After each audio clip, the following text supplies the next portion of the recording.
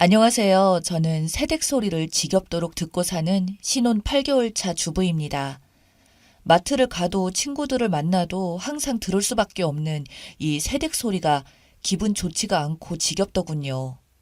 죽고 못 살도록 달콤해야 할 신혼 생활이 전혀 달콤하지 않기 때문입니다. 저는 웬만한 고민은 주변에 굳이 털어놓지 않고 혼자서 생각하고 해결하는 스타일인데요. 남편과 저는 참 비슷한 면이 많은 것 같았어요. 연애 기간이 그렇게 길지 않았음에도 불구하고 빠르게 결혼을 결정할 수 있었던 여러 이유들 중 하나였기도 하죠. 혈액형도 똑같고 별자리도 똑같았던 우리. 타고난 성향이나 성격도 비슷해서 마치 모든 것이 운명처럼 느껴졌던 적이 있었어요. 그 중에서도 정말 특이했던 공통점은 바로 남편과 저 둘 다 알러지가 있다는 점이었는데요. 남편은 갑각류 알러지, 저는 고양이 알러지가 심했어요. 잔병치레 하나 없는 두 사람이 하필 이렇게 굵직한 알러지를 가지고 있다 보니 연애 시절 서로 배려도 많이 해줬죠. 하지만 결국 이 알러지 때문에 남편의 역겨운 비밀을 알아차리게 되었네요. 동물을 정말 사랑하는 남편은 제 알러지 때문에 연애 시절부터 고양이나 강아지 기르는 것을 얘기도 꺼내지 않았어요. 본가에서 키우던 고양이도 데려오고 싶었을 텐데 여러모로 정말 미안하고 고마웠죠. 저 역시 남편의 알러지를 배려하고자 집에서 밥 먹을 때도 외식할 때도 신경을 많이 썼어요. 남편은 고마울 때마다 저에게 했던 말이 있었어요. 항상 많은 것이 똑 닮은 우리도 다른 점은 있잖아. 그런데 그런 부분들까지 이렇게 서로 퍼즐처럼 꼭 맞춰주니 더 고맙고 더 행복하다. 내가 더 잘할게, 여보. 그럴 때마다 사랑에 샘솟던 사랑꾼 남편. 저는 이보다 만족스러운 신혼생활이 있을까 싶을 때도 있었네요. 바보같이 말이죠. 남편은 저에게 잘하는 만큼 주위 사람들에게 호평이 자자한 사람들이었어요. 특히 저에 대한 사랑을 SNS에도 여과 없이 표출해서 많은 사람들의 질투를 한 몸에 받기도 했어요. 데이트할 때 찾아다녔던 맛집, 주말이면 자주 다녔던 여행지, 가끔씩 깜짝 이벤트까지 생활 속 소소한 일상들도 자주 올리며 우리의 행복한 신혼생활을 보여줬어요. 저는 신랑의 그런 면을 좋아했어요. 내가 굳이 자랑하지 않아도 내가 사랑받는 사람이라는 걸 많은 사람들이 알 수 있게 해주니까요. 하지만 모든 것에는 장단점이 있는 걸까요? 어느 순간부터 남편의 SNS 업로드가 뜸해졌어요. 엄연히 말하자면 저와의 사진을 올리는 일이 드문드문해졌죠. 회사 사람들 간의 점심시간, 친구들의 모임 사진은 줄곧 올라오는데 저와의 신혼생활은 어쩐지 깜깜무소식이었죠. 하지만 단지 SNS에 업로드를 안 한다는 이유만으로 섭섭해하는 건 사실 좀 그렇잖아요. 굳이 물어보기도 민망하고 그래서 그냥 속으로 생각만 하고 있었어요. 하지만 그것도 하루 이틀이지 시간이 지나면 지날수록 남편은 SNS뿐만 아니라 실제 신혼생활에서도 약간의 변화를 보이더라고요. 예를 들면 평소에 매일 밥 먹듯이 여보 오늘도 사랑해 라는 말도 줄어드는 것 같고 TV를 볼 때도 항상 서로를 챙기면서 봤는데 어느 순간부터 소파에 그냥 기대어서 본다든지 밥을 먹을 때도 항상 맛있는 반찬을 먼저 먹여주며 먹던 신랑이 제가 앉기도 전에 먼저 먹는 모습, 아침에 일어나면 모닝개상 해주고 그런 것들이 소홀해져 버린 것 등등 예전과 다른 일상들이 잦아지면서 이제 신혼은 끝인 건가 하는 답답함을 느낄 때쯤 오랜만에 학창시절부터 서로 속마음까지 털어놓는 절친을 만났어요. 결혼하고 오랜만에 만난 친구는 저의 결혼 생활에 대해 무척 궁금해했어요. 누구보다 행복하다고 생각했던 신혼생활이었는데 지금의 상황들, 제가 느꼈던 기분들을 털어놓게 되었어요. 요즘 남편 표현이 좀 뜸해. 무슨 해프닝이 있었던 건 아니지만 뭔가 기분이 좀 그러네. 친구는 고민을 잘 말하지 않은 제가 털어놓는 고민에 놀랐는지 심각한 표정으로 제게 되물었어요. 표현이 뜸하다고? 예를 들면 어떤 표현? 뭐 말하자면 별거 아니야. 남편이 원래 SNS에 사랑꾼 티를 엄청 냈잖아. 그런데 어느 순간 그런 것도 뜸해졌고 집에서도 좀 무뚝뚝해졌다고 해야 할까?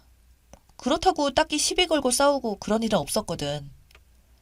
제 말을 들은 친구는 한참을 생각하더니 저에게 한 가지 조언을 해주더라고요. 윤영아, 기분 나쁘게 생각하지 말고 들어. 내가 들어도 좀 애매하긴 한데 솔직히 네 기분 탓이라고 넘길 일은 아닌 것 같아. 남편이 온라인 교류도 활발하게 하는 사람이니까 SNS에 어떤 사진을 업로드하는지만 보지 말고 어떤 사람들이랑 교류하는지, 팔로잉 된 사람은 누군지 이런 것도 한번 들여다봐. 뭔가 드러나는 일도 하나 없는 상황인데도 불구하고 친구의 말을 들으니 가슴이 덜컥 내려앉은 기분이 들더군요. 저는 사실 남편의 SNS 소통은 물론이고 원래도 온라인 세계에 관심이 없었던 터라 제대로 파악하고 있는 게 하나도 없었거든요.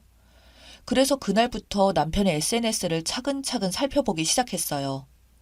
팔로잉한 인물들도 살펴보고 반대로 남편의 팔로잉한 사람들도 알아보았죠. 팔로워 리스트에는 생각보다 제가 모르는 사람들이 너무 많아서 좀 놀랐던 점도 있었어요.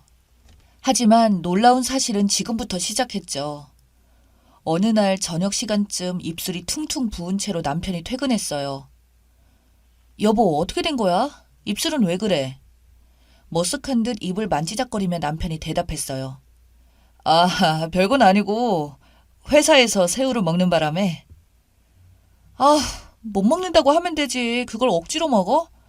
사람들이 여보 갑각류 알러지 있는 거 알지 않아? 아, 괜찮아. 신경 쓰지 마. 그냥 분위기 때문에 어쩌다 보니 그렇게 됐어. 무언가 얼버무리듯 서둘러 화장실로 들어가는 남편. 기분이 이상했어요. 이런 게 여자의 촉인 걸까요? 자기가 못 먹거나 싫어하는 거면 정말 융통성 있게 잘 피해가는 남편이 피하지 못했던 분위기란 게 대체 뭘까 싶더라고요.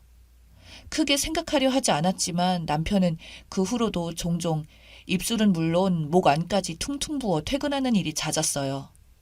매일같이 잦은 건 아니지만 예전과 비교하면 정말 말도 안 되는 일이었죠. 약을 먹었다고 하는데도 알러지 반응이 워낙 예민해서 그렇다고 하는데 저로서는 도통 이해가 되지 않았어요. 그러던 어느 날 남편이 새벽부터 일하다가 급하게 출근한 날이 있었어요. 서재를 정리하러 들어갔는데 각종 서류들이 정신없이 널브러진 컴퓨터 책상 위에 끄지 않고 나간 메신저가 덩그러니 켜져 있었죠. 정말 바쁘게도 나갔구나 하면서 컴퓨터를 끄려던 그때 메신저 속 채팅방 중 하나에 이런 말이 적혀 있었어요. 오빠, 어제는 진짜 감동이었어. 내내 찝찝했던 마음이 팡 터져버리는 기분이었어요. 드디어 올 게 왔구나 하는 기분이 들더라고요. 아직 남편의 읽은 메시지가 아니었는지라 섣불리 채팅방에 들어갈 수는 없었어요. 하지만 메시지 앞 작은 프로필 사진에 여자의 얼굴이 언뜻 보이더라고요. 작은 사진이었지만 충분히 실마리는 잡을 만한 얼굴이었어요. 왜냐고요? 얼마 전 남편의 SNS 팔로우 목록에서 본 듯한 얼굴이었거든요. 떨리는 마음을 주체하기가 힘들었어요. 일을 어떻게 하지? 어떻게 하면 좋지? 수없이 되뇌며 지금 내가 무엇을 해야 할지 전혀 모르겠더라고요. 가슴이 터질 것 같았죠. 자리에 앉아 어느 정도 멍하니 시간을 보내다가 남편의 인스타그램을 들어갔어요. 그리고 천천히 팔로잉 목록을 내려봤죠.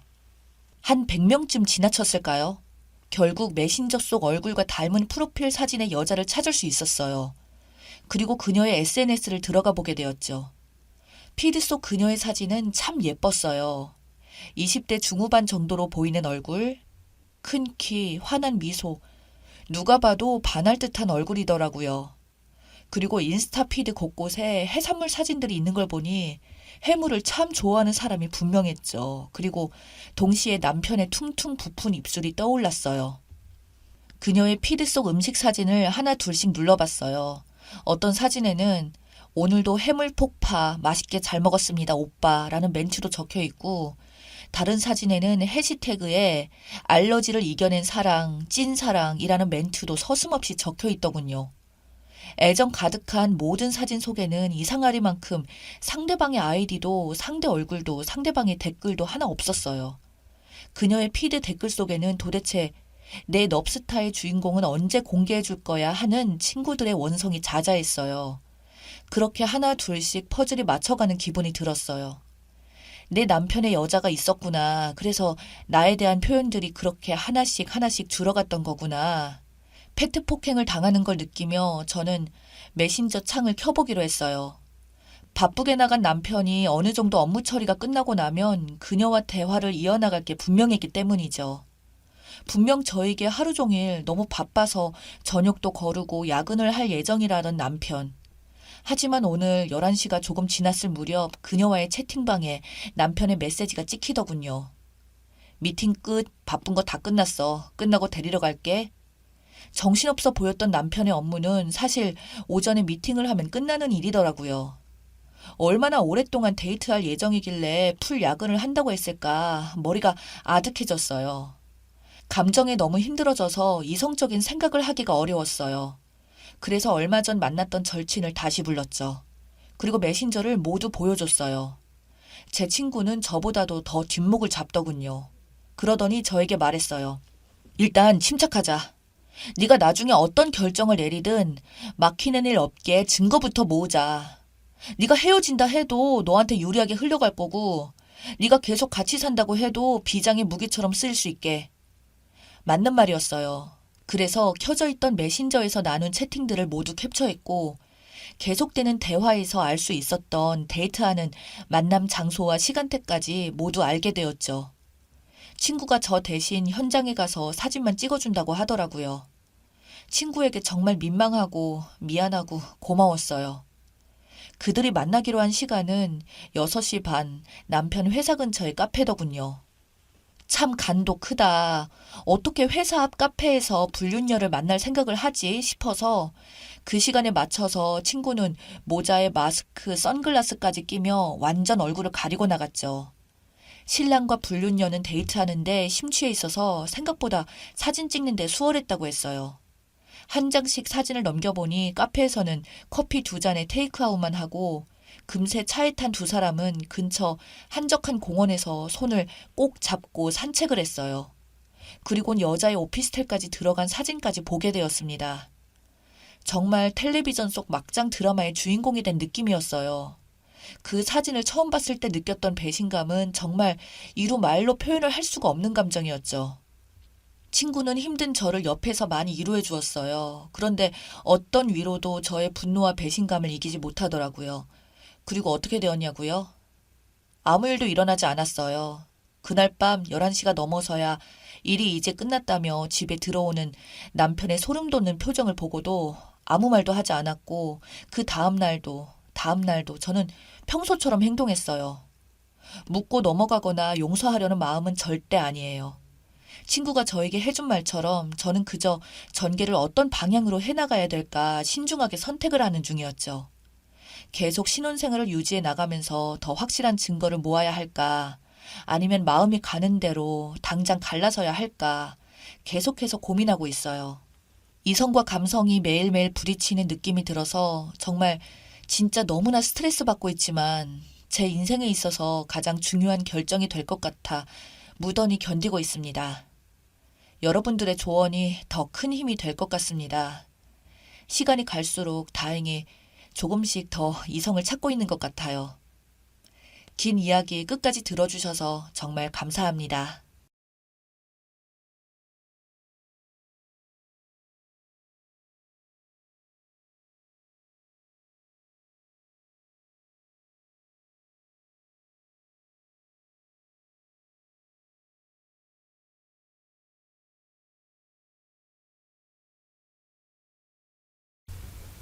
안녕하세요. 한 남자와 오랜 기간 연애 후 이번에 결혼 날짜를 잡은 30대 여성입니다.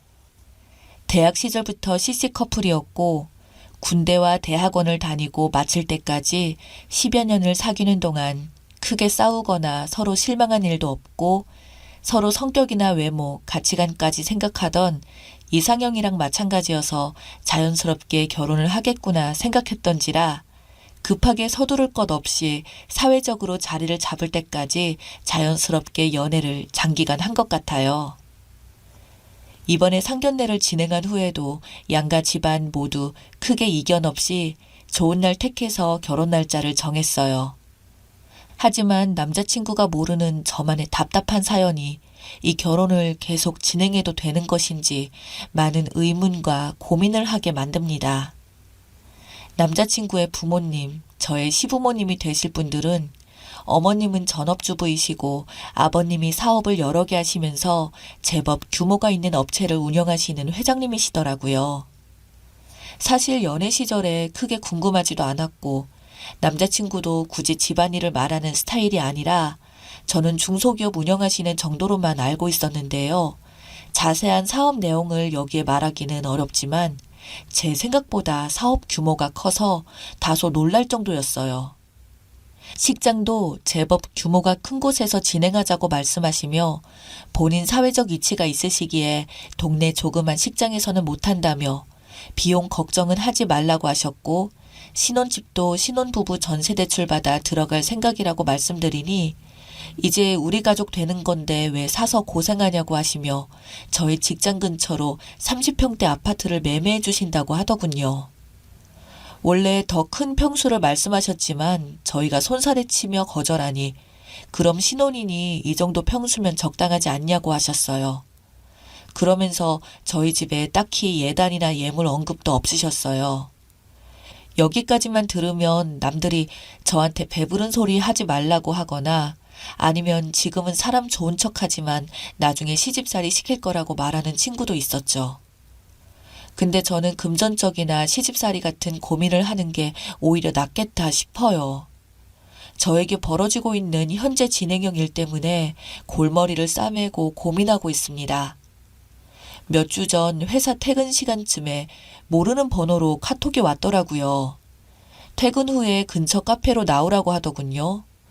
누군지 몰라서 물어보니 시아버지 되실 분이었는데 제가 예비 시댁 번호 저장을 다 해놨었거든요. 그래서 의아했더니 다른 핸드폰이라고 하시더라고요. 무슨 하실 말씀이 있으셔서 여기까지 오셨지? 내가 뭔가 실수라도 했나? 마음 졸이며 도착한 카페에는 아버님이 이미 음료까지 시키고 앉아 계셨어요. 얼떨떨해서 눈치만 보고 있는 저한테 혹시 남편한테 나 만난다고 이야기했니? 아니요. 막 퇴근하는 길이라 경황 없어서 바로 왔는데 연락할까요? 아니, 됐다. 내가 나중에 연락하마. 거래처 때문에 왔다가 너 회사 이쪽인 게 생각났고 마침 퇴근할 시간일 것 같아서 연락했다. 라고 하시며 근처의 고깃집으로 자리를 옮기자고 하시더라고요. 뜬금없이 웬 고깃집이지 싶었지만 어른이 가자고 하니 거절하기가 뭐했어요. 진짜 제가 뭔가 잘못이라도 한 건가 생각만 들었죠. 아버님 차를 타고 이동하는 중에도 혹시 버릇없어 보일까봐 핸드폰을 만질 수가 없어서 남자친구에게 연락을 할 수가 없었고 마침 그날 예랑이도 야근이라 저한테 연락을 못하는 상황이었습니다. 딱 봐도 비싸 보이는 고급 한우집에 도착하니 이미 예약이 되어 있는 룸이 있었고 예약실 안에는 아버님의 사업으로 친분 있어 보이는 사장님 두 분이 더 계시더라고요. 그런데 아버님이 저를 예비 며느리라는 소개를 일절하지 않고 본인 옆에 앉게 하시더니 그냥 허허 사람 좋은 웃음하시며 식사를 마치게 되었습니다. 같이 앉아 계신 사장님들은 아버님 거래처 분들이신지 접대를 해주시는 듯한 느낌이었고 저를 보고도 누구냐고 묻지도 않으시더군요. 두어 시간 동안 예상이 없던 스케줄로 혼란스럽고 어른들이 술까지 권하셔서 마시게 되어 머리가 어지러웠지만 실수할까봐 정신을 붙잡고 있어서 급체까지 했었어요. 그분들과 헤어지고 나서 아버님이 기사님이 데려다 줄 거라며 잠시 차에 들어가 앉아있으라고 하시는데 너무 잠과 추위가 몰려와 집에 빨리 가고 싶다는 생각만 들어서 택시 타고 들어가 보겠다고 하고 지나가는 택시를 잡고 집에 들어왔습니다. 그리고 집에서 머리가 또 너무 깨질 듯하여 남자친구에게 연락을 못하고 잠이 들었는데 다음날 먼저 연락이 와 있더라고요. 어제 우리 아버지 만나서 밥 먹었다며? 나도 연락을 못해서 저녁 시간 잘 보냈는지 궁금도 하고 걱정도 했는데 다행이다. 다행이라 뭐가 다행이라는 건지 이야기를 제대로 듣기는 한 건지 아니면 이 집안의 분위기는 원래 이런 일이 아무렇지도 않은 것인지 낯설고 혼란스러웠어요. 낮에 통화를 하면서도 아버지가 앞뒤 설명은 잘 못하셔도 자기가 우리 가족이 되어서 소개도 해주고 싶고 그러셨나 봐. 아직 자기랑 어색하기도 하니까 뭐 구구절절 설명하시긴 쑥스러웠던 듯해. 라고 하며 별거 아니라는 식으로 말했어요. 그런 거면 그 자리에서 나를 예비 며느리라고 소개를 했었어야 하는 것 같은데. 그런 부분은 제대로 들은 건지 싶더라고요. 그런데 저만 이상한 생각하는 사람이 될 것 같아서 그렇게 말하니 그런가 보다 하고 넘어가기로 했습니다. 그 뒤로도 아버님은 종종 메시지를 보냈는데 내용이 결혼 중매 관련되거나 저랑 남자친구에 관련된 문제라기보다는 저의 안부를 많이 물어보셨고 예물 보러 가요, 드레스 보러 가요 등의 답장을 하면 그래 잘 보거라 라고 하시니 아버님의 관심인가 싶었어요. 시어머니가 간섭을 안 하면 시아버지가 한다더니 싶었죠. 최근 남자친구가 주말을 끼고 연수를 가게 되었는데 주말에 저는 뭐 하냐고 물으시더라고요. 딱히 스케줄이 없다면 골프 모임에 같이 가자고 하시더라고요. 저는 골프의 기억자도 모르는 사람이고 왜 저한테 가자고 하시는 건지 모르겠더라고요. 그래서 저는 골프를 칠 줄 모른다고 하니 직접 게임을 하지 않아도 된다며 골프웨어만 조금 갖춰 입으라고 하시더군요. 뭔가 당황스러움을 느껴서 남자친구에게 너한테도 같이 가자고 한 적이 있냐고 물으니 그런 적은 없다면서 같이 게임하자고 하는 것보단 가족들을 종종 데리고 오는 분들이 있는데 엄마는 몇 번 가다가 재미없다고 안 갔다며 아마 제가 예뻐서 자랑하고 싶으신 것 같다며 스케줄 없으면 가서 아버지 기 좀 세워주고 오랍니다. 이게 무슨 소리인지 제가 객관적으로 못생긴 외모는 아니지만 그렇다고 엄청 예쁜 외모도 아닙니다. 다만 몸매가 좋은 편이라 그런 쪽으로 칭찬을 듣는 편인데 그렇다고 해서 가족 될 사람을 자랑하고 싶어서 같이 가자고 하는 것도 아니고 예뻐서라니 고맙기도 하지만 엄청 기분이 좋지도 않더라고요. 불편하기도 할 것 같고요. 그래서 저는 골프장 태어나서 한 번도 가본 적이 없고 당연스럽게도 골프옷도 없다. 그날 아무 약속이 없는 것은 맞지만 결혼 준비로 이래저래 바쁘기도 해서 못 갈 것 같다고 말씀드렸더니 회사 앞으로 나오라더니 같이 가자고 하는 데는 다 이유가 있는 거라고 하시며 골프옷을 사왔다면서 주고 가셨어요. 하나하나 펼쳐보니 편안하다기보단 파인 듯 보이는 셔츠에 짧은 치마, 직접 옷까지 사다 주고 가시니 안 간다는 말을 못 하겠더라고요. 가족 모임에 아버지만 혼자라 그런가 생각도 들었지만 이렇게까지 같이 갈 이유가 있나 싶었는데 친구들이랑 이야기를 해봐도 시댁 어른 부탁이고 원래 시댁에서 집 같은 거 도움받은 게 많으면 그 정도는 해드려야 된다며 예비 며느리라 미리 눈도장 찍어서 결혼식 때 많이 참석하게 하시려는 거 아니냐는 말도 하더라고요.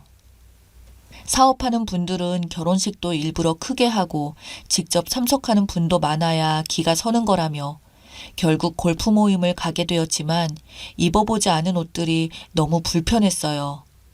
더욱 이상한 건 그날도 사람들에게 저를 예비 며느리로 소개하지 않으셨다는 점도 있는데 다른 멤버들도 제가 누군지 묻지 않더라고요. 골프 멤버분들도 여자분들을 한 번씩 데리고 왔는데 딱히 할 일도 없었지만 서로 대화하는 분위기도 아니었어요. 마치 남자들 옆에 장식품 느낌이랄까요? 정말 충격적이었던 것은 골프 자세였어요. 저를 가르친다고 아버님이 뒤에서 제 손을 잡고 가르치시는데 제가 자세를 조금 뒤로 빼야 되는데 살짝 아버님 거기 위치에 제가 닿더라고요. 굉장히 민망했는데 아버님은 태연하게 골프에 집중하시는 것 같기도 하고요. 근데 저녁까지 먹고 나서 아버님이 차 안에서 결정적인 말을 하시더라고요. 세아가 결혼식 치르고 난 후에도 주말에 내가 이런 모임에 나오라고 하면 잘 참여해야 해. 사업하는 사람들은 다들 가정이 있어도 옆에 예쁜 아가씨 하나씩 끼고 있어야 하는 건데 내가 밖에서 그런 아가씨를 진짜 만나게 되면 실제 바람을 피우는 것처럼 되니 마음이 불편하거든. 너는 이제 가족이니까 아빠 따라다닌다고 생각하고 가끔 밥도 먹고 드라이브도 하는 비즈니스 파트너라고 생각해라. 라는 소리를 하시더군요.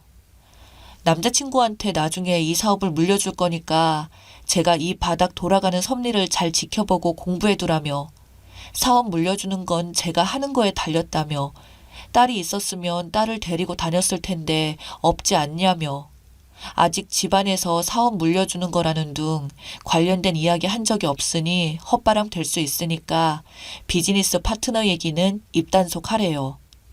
그저 아빠랑 딸처럼 생각하라고, 자기 어렵게 생각하지 말라고 하시는데 이거 제가 오해하는 게 아니라 뭔가 이상한 거 아닌가요? 비즈니스 파트너라 말은 그럴듯하지만 젊은 여자 끼고 다니면서 과시하는 그런 느낌인 것 같은데, 또 딸이랑 아빠 사이라고 강조하시니 내가 오버해서 이상한 생각하는 건가 싶고, 집에서는 가족들한테 워낙 잘하시는 분이니 제가 지금 친정이나 남자친구한테 뭐라고 말을 해야 오해 없이 풀릴 수가 있는 건지, 이대로 결혼을 계속 하는 게 맞는 것인지 큰 혼돈이 옵니다. 너무 당연하듯이 남자친구랑 결혼할 거라 생각하고 있었기에 이 이상한 느낌을 가족들에게 이야기하면 일이 어디까지 커질지도 모르겠고, 파혼을 하자니 10여 년 연애를 통째로 날려버리는 것 같고, 이후의 상실감을 견딜 자신이 없기도 합니다. 이런 상황에서 제가 어떻게 하는 것이 옳은 일일까요?